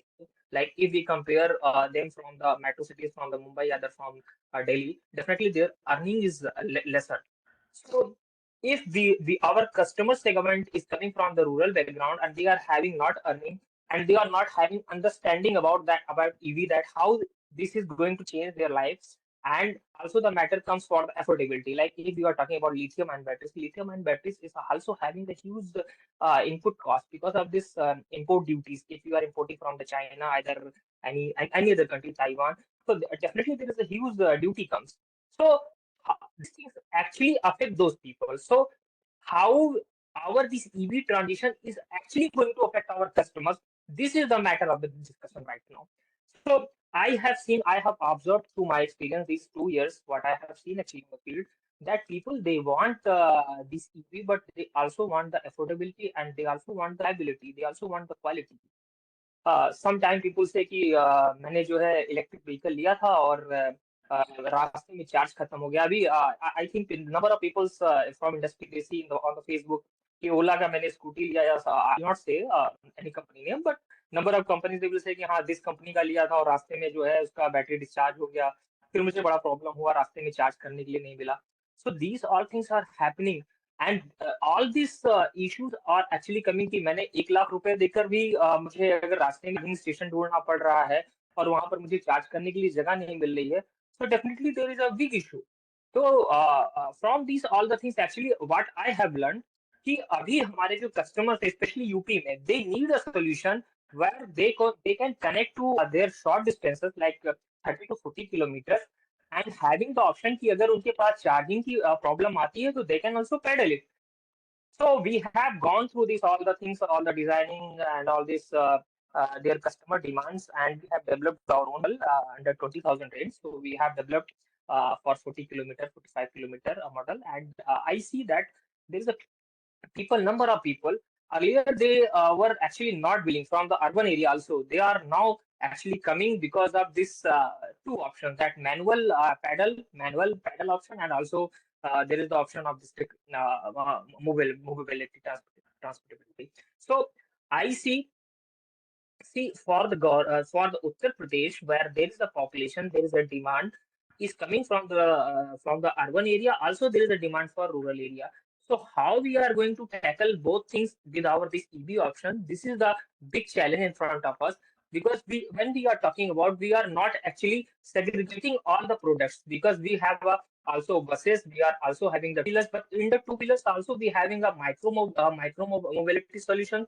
We have also medium mobility solutions, and for the buses and trucks, we are having also a long distance solutions, and we are having also a medium distance solution. So for all the options, we have to also create the parameter for the charging stations, for the standardization of, as earlier our speakers told about this standardization of the ports and their adapters, and also standardization of charging station. Like for if I am going for the two wheeler, there definitely there it could be charged at any shop, either it can be charged at any home. So like Oyo model, like any house can be actually used for the just like charging station if there is a single phase connection is available.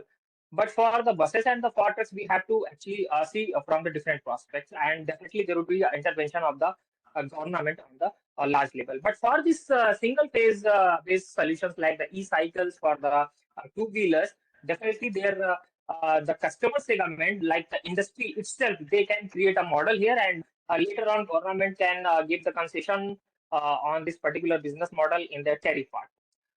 So I see that for Uttar Pradesh, there is a huge opportunity for this micro mobility kind of thing. So there definitely a huge market, and also we see that there is a neighbor country, Nepal is also available. And what I have seen during my experience, that the Nepalese people, they are also willing to purchase these bikes, and definitely if there is opportunity of the electric mobility, they are going to very highly they are actually accepting these all the models. So definitely there is a huge opportunity in the Nepal also, as we see that number of states are also connected from the Uttar Pradesh. So we have also opportunity in Bihar.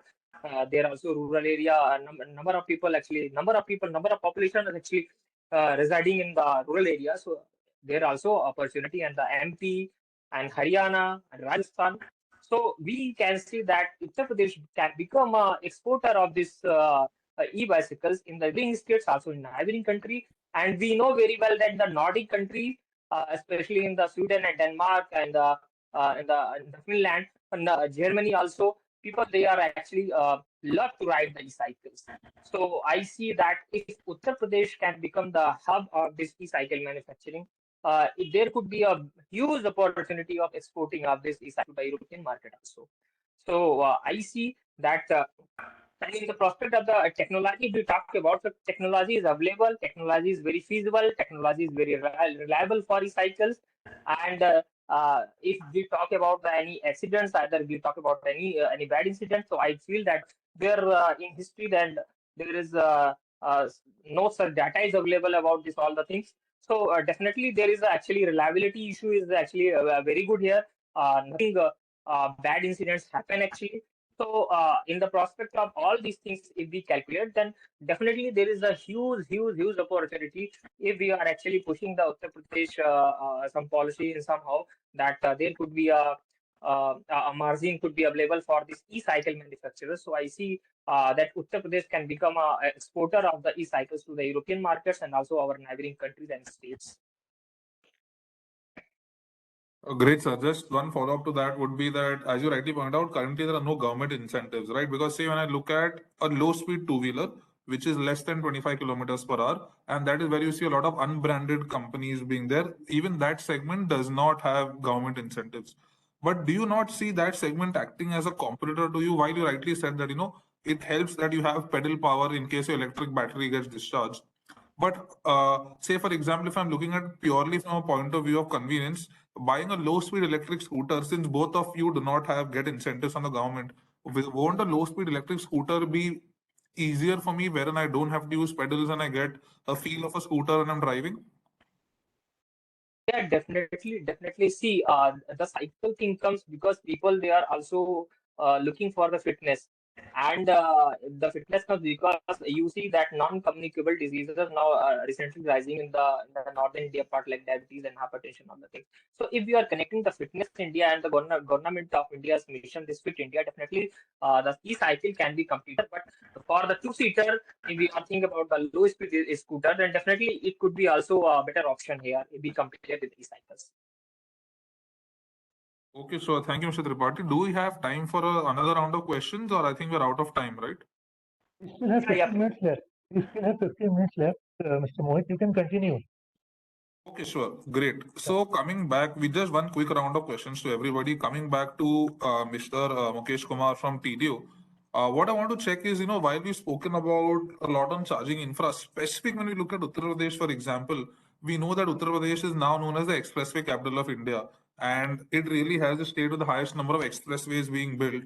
Within this, of course, you heard of oil marketing companies wherein they said that I will be setting up, say, or they will be setting up, to be exact, charging stations across highways, and that is what the NHA also wants us to do. But for a state which is as diverse as Uttar Pradesh, how do you ensure that charging infra is being set up not only at, say, at expressways, but also in the rural hinterlands? Because in the hinterlands is where you will see, for example, 60% of vehicles sold in Uttar Pradesh are from rural areas. So how do we ensure that, or what additional incentives, additional steps can be taken to ensure that electric mobility is available to everybody and not just restricted to urban users or users of expressways? Yeah, so if you see like on expressways, mostly these companies who are oil and gas companies, they are setting up the charging station which are DC high-speed chargers, right? So in the rural areas or suburb areas, I think chargers are also required. I take an example. I'm staying in a multi-story apartment in Noida. Okay, so here, if I'm staying at 8th floor, it's very difficult to me charge a vehicle. So definitely the EV users like who are staying into multi-story apartments or maybe the areas where electricity infrastructure is not good. So definitely the charging stations on those areas are very much required. And the another thing, it's also like we are asking that like people can charge the vehicle at home, right? So charging at home is definitely there, but getting a good quality power is also very important for a charging station to be set up. So when government is planning, so definitely they should come up with a master plan for any of the city or suburb or any village where they can plan, okay, these are the specific areas where they can set up a proper charging station, parking space, charging stations, electricity and infrastructure also, right? And as like expressways, definitely the companies will be there, but only the people who are targeting long driving, where they are planning more than 400 kilometers, definitely they will be getting benefit out of the station at the expressway. But it's also important to set up at hinterlands. Just Yeah. one more point I want to add on to Mr. Sudhanshu Mishra's point. Like as people were facing issues like if CNG bus stop at some place where there is no CNG, right? So it is very difficult to refill the CNG in the bus and use that further. But there are a lot of innovative things are happening in the EV space where people are seeing, okay, now EVs having no more power. Still, there are few companies who come up with the ideas like they are having a vehicle which is having a power bank on that. It's mobile power bank which can give a quick charge on the way, on the highways, or maybe on the remote areas where vehicle got stuck. At least they can move to the next nearest charger. And even though the other points which other speakers told, right, the route planning, which is another important thing in case of if you see the last mile delivery companies. So for that also, the apps are available. The ecosystem is there where they can plan, optimize route, and plan their trips accordingly, I think. Right, thank you. So the next question, sorry, would somebody had something to say? Please go ahead. So, as you mentioned, Mohit, that availability of infrastructure across the highway and also the rural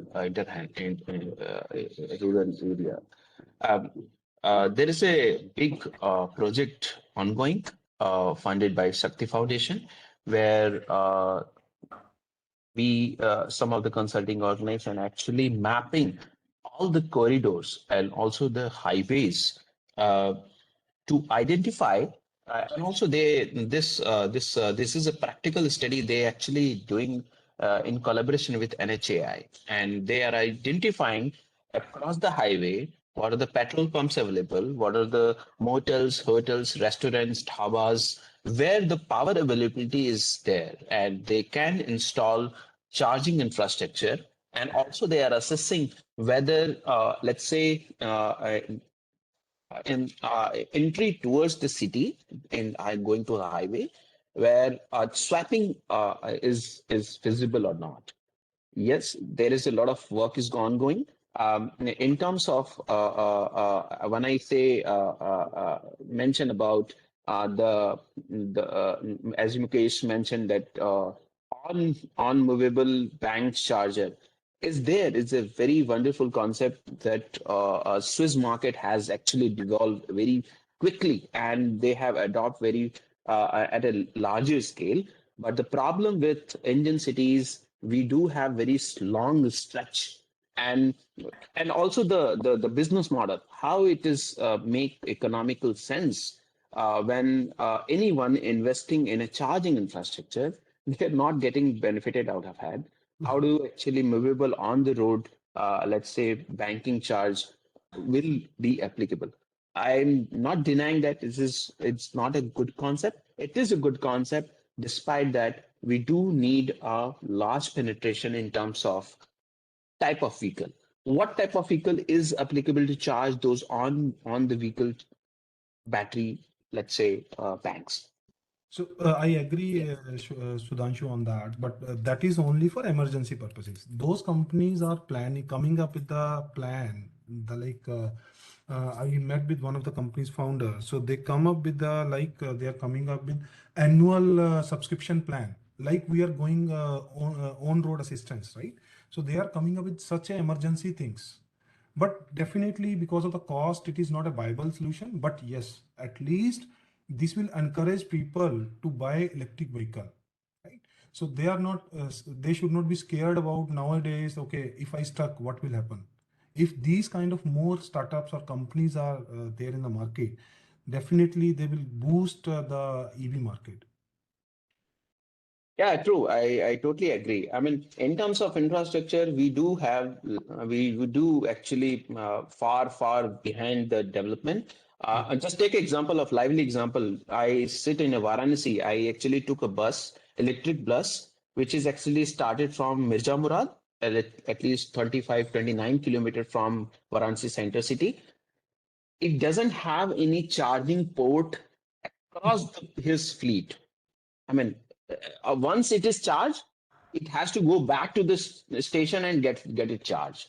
So there is a lot of dead run. I would say since it is a GCC model, operator doesn't have to bother about the occupancy and many more, let's say, revenue generation.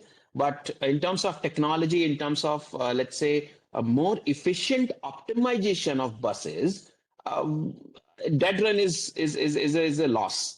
And one if let's say if one bus is running dead run of 20 kilometers in a single route operation, and out of 50 bus, how many kilometers? It is a loss. So city needs to be equipped with more, let's say, wider adopted charging network. And there is a lot of avenue available. There is a lot of avenue available where charging infrastructure can be evolved. I think that's why the master planning is also required nowadays by the local authorities. When they are setting up the cities, they are planning, okay, like as they are doing for other amenities. So this should be also included in the master plan. So nowadays, I have seen in Delhi NCR, whenever new apartment is going to be built by any builder, so they are asking them at least to set up 2 or 3 EV charging station in the apartment. So this way, I think this has to be taken. This initiative has to be taken by other authorities across India, right? Majorly in the rural area as well when they are planning. Yeah. Right. So one suggestion, I mean, not suggestion, but since ASSOCHAM is here, what happens in the aviation ministry, of course, is very difficult but different. But what the aviation does is they have something called RDG, route disposal guidelines. What it says is if you're going to operate on major routes like say Bombay, Delhi, Bombay, Bangalore, Delhi, Bangalore, compulsorily 10% of your capacity has to be allocated to tier 2 and tier 3 cities. So maybe that is something that can be explored on charging infra. If you're setting up charging infra in urban areas, say a player who's a standalone charging infra player or somebody like an Ola or Ather, they will compulsorily have to set up say 10% or 15% of the charging stations in rural areas as well to ensure that rural areas do see upliftment of higher adoption of EVs as well. Right. So now, just last couple of questions. So this one will be for Mr. Bhardwaj, and of course Mr. Tripathi can also come in because it's common to both of you. The thing is that the Indian government is really gung ho on battery swapping, wherein they say, and they've got out this battery swapping policy, and you got Gogoro, which is owned by Hero, which is the major player in battery swapping, and the new Hero Vida also has a swappable battery. But do you really foresee that it will take off in India? Because one thing is, say, if I am an OEM, and if I am selling my bike, I would not be sure of what kind of battery is going into my bike, for example. So will an OEM be okay with it, or say since you are a battery manufacturer and one of you is an OEM, would you be okay to say use somebody else's a lower standard battery into your thing, into your vehicle, for example? Yeah, actually, battery swapping has been a hot topic from 2019 itself. We were approached by many companies for providing these lithium battery for battery swapping stations. We started our R&D in 2019 itself for these battery packs and delivered to companies as well. But due to COVID-19, people stopped using e-rickshaws for some time and the projects were delayed. From 2019 to now, we don't see much progress in battery swapping due to its operational related issues and high investment for the companies. Battery swapping is a good option for e-rickshaw as the end customer or e-rickshaw driver does not need to purchase the lithium battery. It will help them from the burden of high investment and they could use the battery packs on paid basis. even for other commercial vehicles, battery swapping is a good option. But for personal vehicles, it requires lot of standardizations in the vehicle chassis and other electronic components. If manufacturers adopt battery swapping, it will very difficult for OEM to differentiate with other competitors, as it will make same design and configurations. Distinctions will be majorly in terms of distribution and marketing them only. I just wanted to add few points on this battery swapping.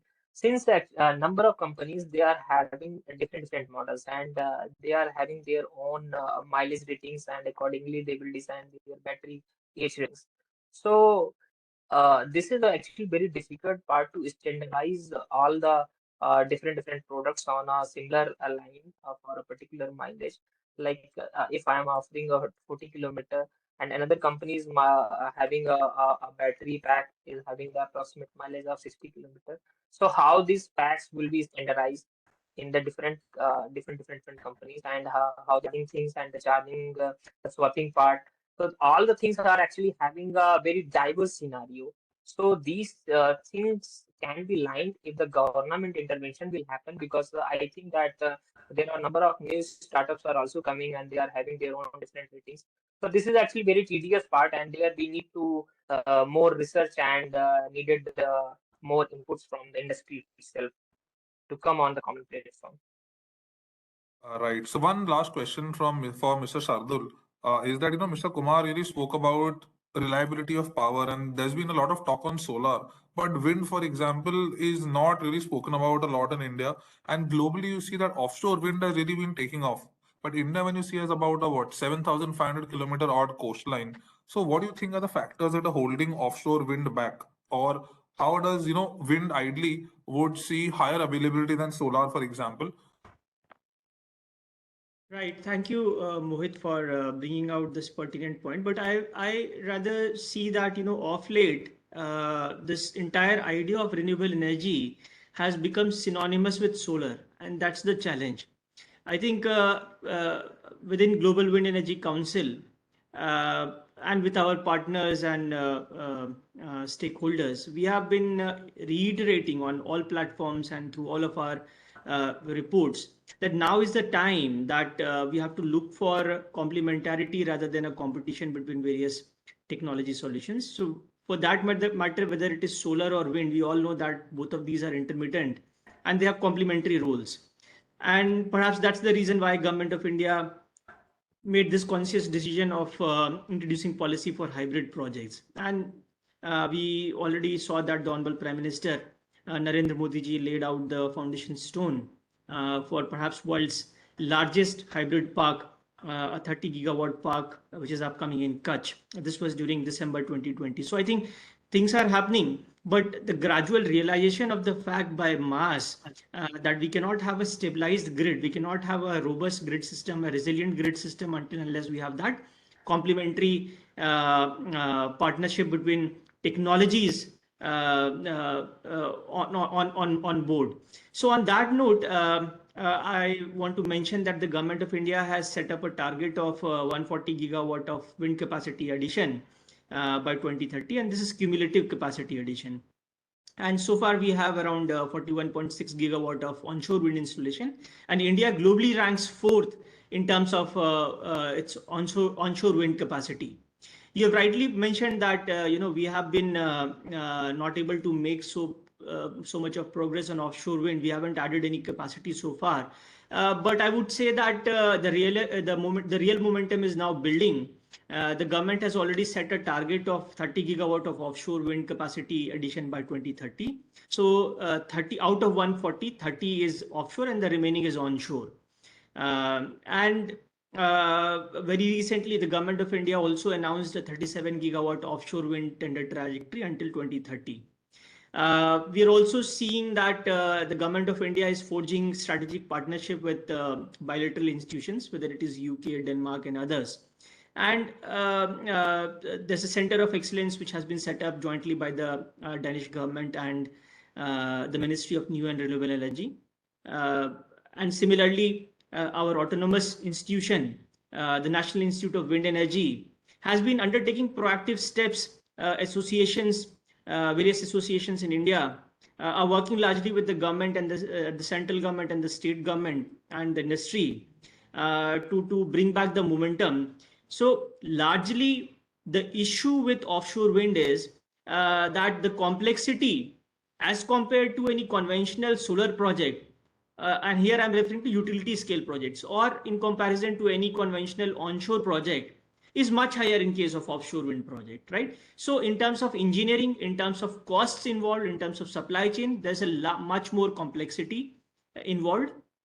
And there are a number of laying stones. There are a number of ladders which we have to step up, which we have to walk through in order to be able to realize offshore wind projects. And the government of India is very soon going to announce its first offshore wind tender as part of the 37 gigawatt offshore wind tender trajectory. So that we are going to see very soon. But there are several enabling steps, enabling elements that we have to work on to be able to put the right environment in place. Mostly we have the capacity for offshore wind, commercial capacity, which is attractive for the industry and the ministry in off coast Gujarat and off coast Tamil Nadu, which is in Gulf of Khambat and Gulf of Mannar.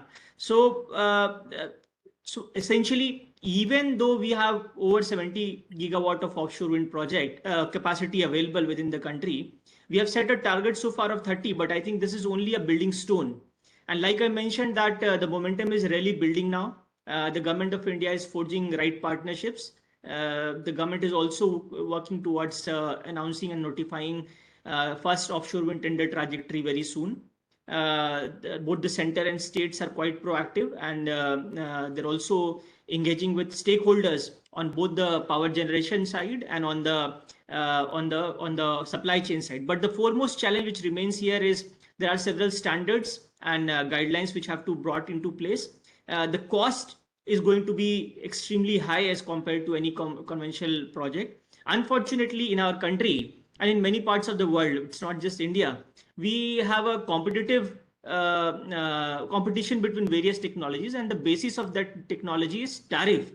And given the fact that we have humongous target in front of us, 500 gigawatt of non-fossil fuel trajectory to be able to meet as world, while we have around 847 gigawatt of wind capacity deployed, and the IEA and ARENA have projected that we have to surpass 8,000 gigawatt of global installation by 2050 to meet 1.5 degree target. So I think there's enough opportunity for India, not just in terms of power generation, but also in terms of increasing its share in the larger cake for supply chain. There's a huge opportunity for India to increase its footprints in global offshore wind supply chain. But given these opportunities, it's also important for us to understand that so far the 10 to 12 annual manufacturing capacity, 10 to 12 gigawatt of annual manufacturing capacity that we have in the country is confined to onshore wind. When we graduate from onshore to offshore manufacturing also, there's huge investments that have to be put in.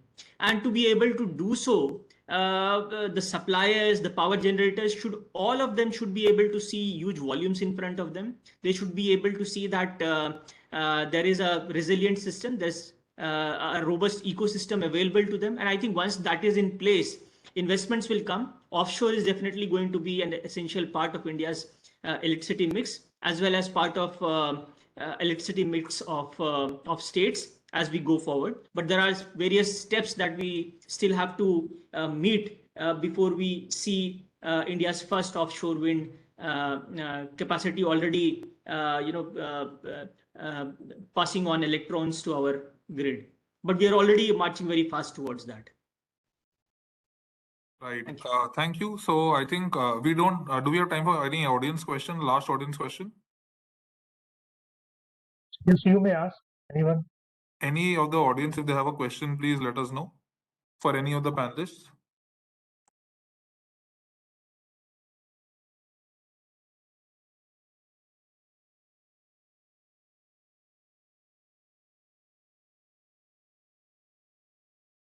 I think we can proceed.